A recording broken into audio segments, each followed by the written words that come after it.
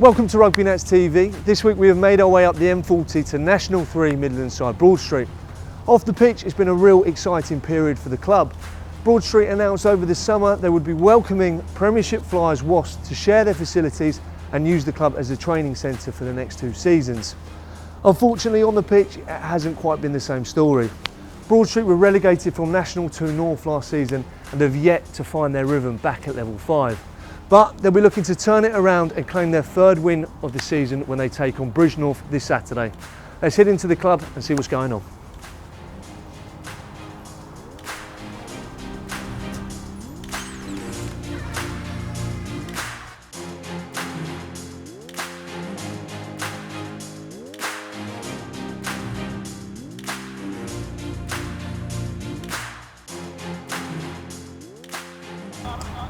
Two wins from 5 hasn't been the ideal start to a season. Can you talk us through the first month? Yeah,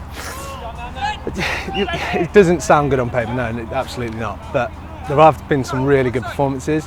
A few players still coming back from injury, which doesn't help. But like I said, we've got a few boys that didn't play men's rugby at all last year, and they've stepped up as 18-year-old lads, and they're getting stuck into first team rugby. It's completely different to youth rugby,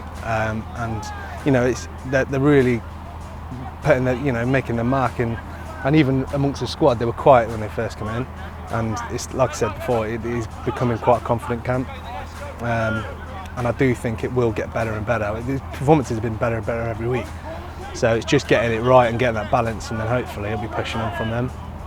You take on Bridgnorth this Saturday. They're 1 place behind you in the league.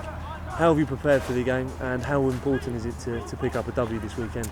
It is massively important. Obviously, don't really want 2 losses on the bounce. I think there's no real, we've not put into place a specific strategy for this week. It is just going back into training, obviously a big week, trying to get the strongest training week we can. Boys who have got knocks, obviously treating them as early as we can to make sure they're fit for Thursday, get a good team run through, and then, back in the mix on Saturday and hope for a big win. What does grassroots rugby mean to you? Grassroots rugby is what it's all about for me. I grew up through grassroots rugby. There weren't leagues when I first started playing. I just loved to be out on the pitch. It was a good excuse for when I was about 15 to have a pint. Don't say anything. Because in those days culture used to get looked after a lot, they bring the young lads on. So grassroots rugby is rugby, and the more that we can do to make sure that grassroots rugby survives, then the better really, because there's a big possibility that it could go down the pan if we're not very careful. Perfect. Dave, thank you very much. Appreciate it. It's not a problem. Thank you. Cheers.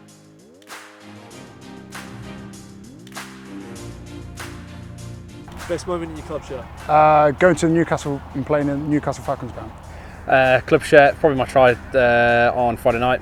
Skippering last week. Promotion into National 2 or any of the Warwickshire Cup wins that I've been involved in. Any strange superstitions? Oh no, not me, no. Always dancing before a game. Yeah, lace ups on my socks, red one for the left, multicolour for the right. Put my socks on first. Hardest hitter? Chris Idahan. Mike Worthington. Mike Worthington. Hardest hit at me. Worst dressed? Pete the Pole. Luke Truslove. Sam McNulty. Lee Chapman. Who's the longest in the shower? Depends, if the physio wants to get involved and have a cuddle, then he's usually longish. Chappie. Probably Lee again. Lee Chapman. Clearly everyone said that.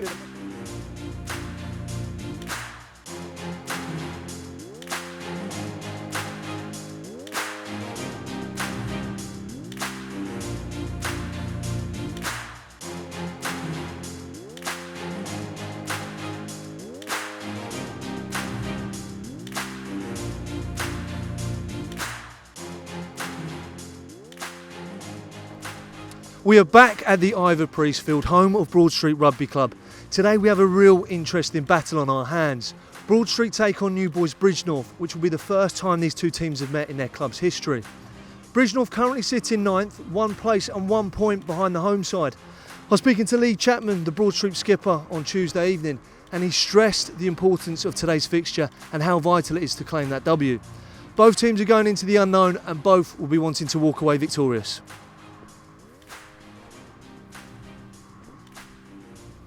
I just wanted to get your perspective on life in National 2. Is there a vast difference between this level and the one up? And did you learn any lessons as a club from last season's relegation? I think the only difference that we see is obviously in the squads. So when you're in that higher league, to start off with in that league, the squads tend to be as they are now.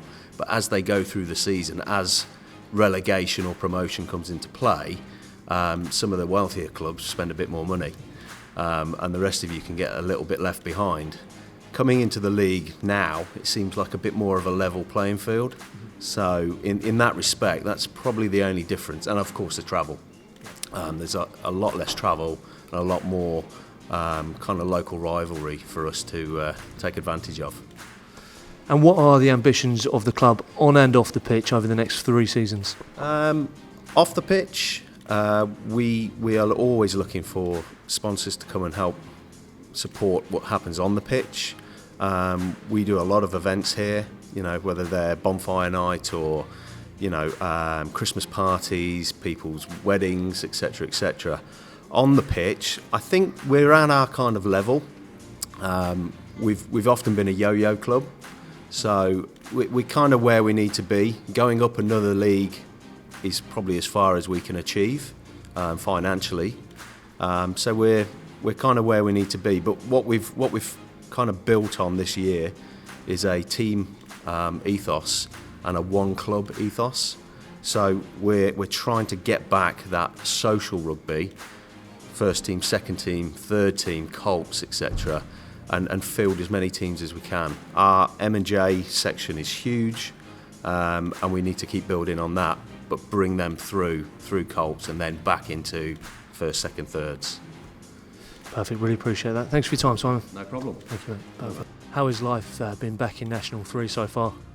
Well, I mean, I understand National 3 quite well, and so do a lot of the players. This year, what we tried to do is recruit young talent, and Coventry have been big for helping us with that. You know, local talents, as I say, we've got a lot of clubs around Warwickshire, a lot of boys that want to play National League rugby. So the transition to coming down, everyone thought we'd just go straight back up again. Don't think that may be the case, because it's quite hard, and Bridgnorth today will probably prove that. Just on to today's game. You take on Bridgnorth, which will be the first time both teams have met in the history. How have you prepared going into the unknown? Well, it's all about us this week. You know, we played Birmingham Solihull last week. We got bullied a little bit up front. You know, there was times where I thought that we didn't look like we were ever going to lose the game.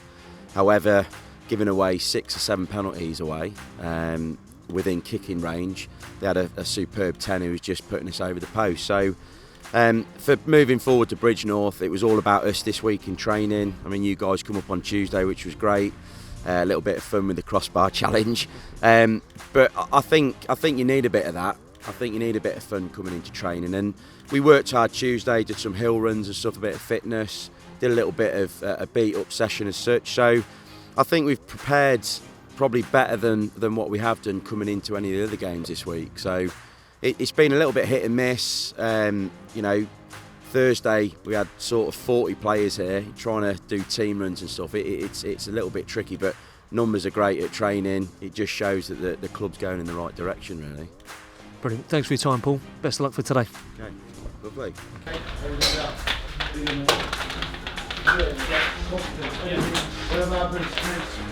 John, let's go, mate. Sam, big game. Yeah, Dave, you, let's go. Okay, we go. 3 speeds on me. Ready? 1, 2, 3. 1, 2, 3. 1, 2, 3. 1, 2, 3. Let's go. Let's go. Come on, let's go.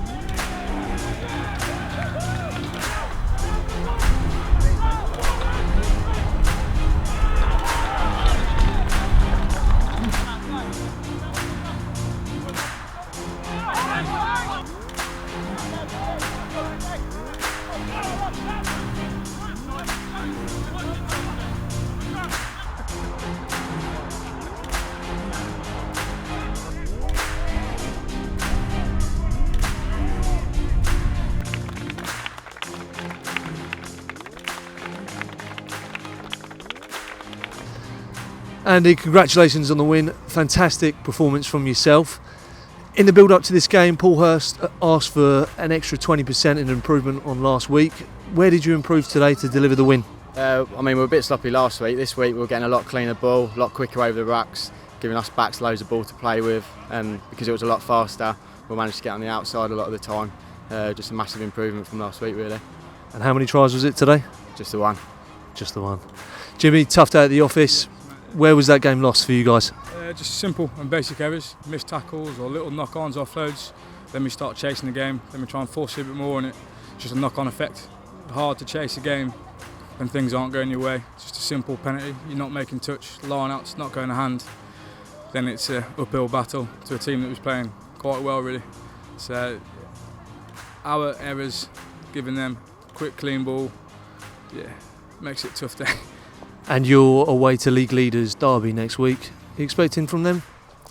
They are flying when they've only just come up through a playoff, so I don't get how they're top, but we had a bad week last week and this week, so we need to have a serious week of training and then see what happens next week. Brilliant. Thanks for your time, gents. Well played today. Thank you. That's it for this week. A massive thank you to everyone at Broadstreet for allowing us to showcase their club. Their Rugby Nats Crossbar Challenge will be out on Wednesday at 11 a.m, so please keep a lookout for that. Next week we're off to National 1 side Coventry. Until then.